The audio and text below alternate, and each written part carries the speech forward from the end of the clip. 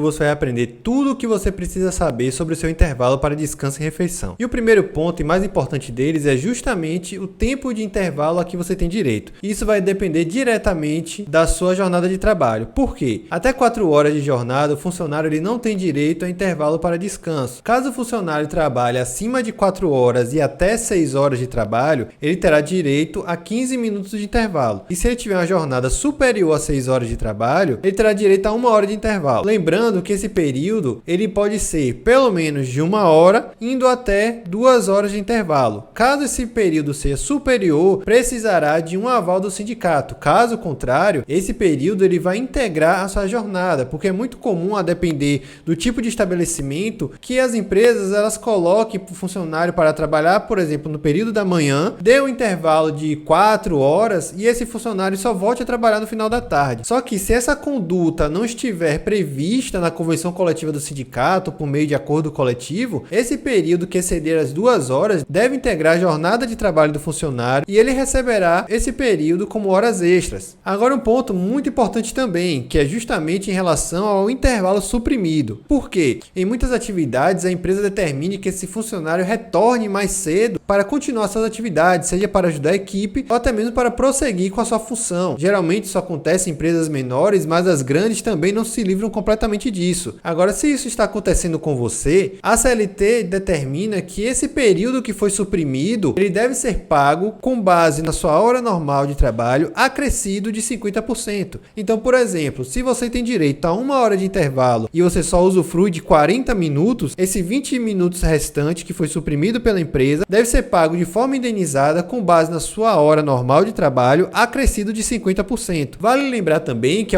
algumas atividades possuem pausas especiais, por exemplo, aqueles que trabalham com telemarketing. Nesses casos, esse funcionário, além do intervalo normal de 1 hora ou 30 minutos para descanso, ou 15 minutos, eles têm direito a 2 pausas de 10 minutos que devem ser concedidas durante a jornada de trabalho, justamente para evitar problemas de doença ocupacional. Vale lembrar que geralmente aquelas pausas que o funcionário tem para café da manhã, ou uma pausa para jantar, ou o direito a uma pausa antes de começar as horas extras, geralmente isso é uma previsão da convenção coletiva da sua categoria. Agora, se o sindicato nada falar em relação a essas pausas, a empresa ela não tem a obrigação de fornecer isso para o funcionário. Para conseguir essa indenização, caso o intervalo ele tenha sido suprimido, é muito importante que o funcionário ele busque a Justiça do Trabalho para requerer o pagamento desse período que foi suprimido com um acréscimo de 50% sobre a hora normal. Vale lembrar que para comprovar essa condição é muito importante que você tenha testemunhas que ou também passaram por isso ou que viram você ter que retornar para suas atividades antes de usufruir daquele período integral do seu intervalo. Lembrando também que a partir da reforma trabalhista, esse intervalo de 1 hora ele pode ser reduzido para 30 minutos, desde que tenha o aval do sindicato. E esse aval consta justamente na convenção coletiva da sua categoria, ou também no acordo coletivo. Vai depender se a empresa negociou ou não diretamente com o seu sindicato. No entanto, se você trabalha com direito a 1 hora de intervalo,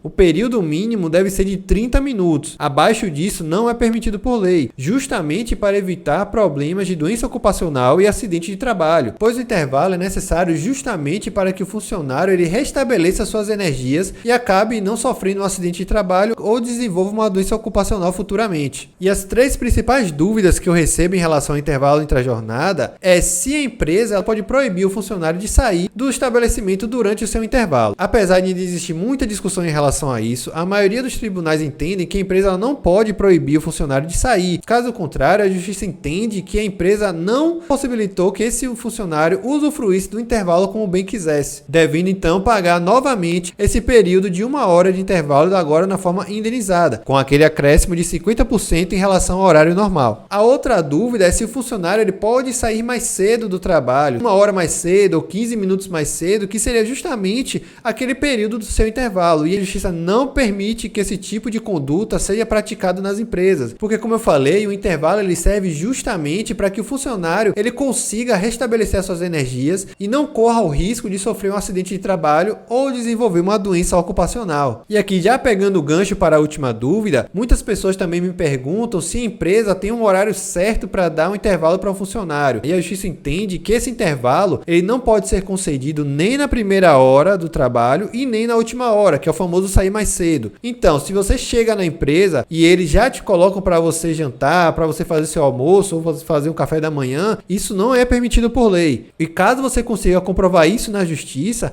a empresa é condenada a pagar o período integral do seu intervalo com um acréscimo de 50% em relação à hora a que seria devido. Portanto, o ideal é que esse intervalo seja concedido na metade da sua jornada, podendo ser um pouco antes ou um pouco depois, para que a empresa não corra esse risco de futuramente ser condenada a pagar uma indenização em relação ao período correspondente do intervalo que não foi concedido da forma correta. Então, se você gostou, deixe aqui o seu like, não esqueça de deixar um comentário se persistiu alguma dúvida e compartilhe com seus outros colegas de trabalho para que eles também saibam exatamente o que fazer caso eles tenham, por exemplo, o seu intervalo suprimido pela empresa.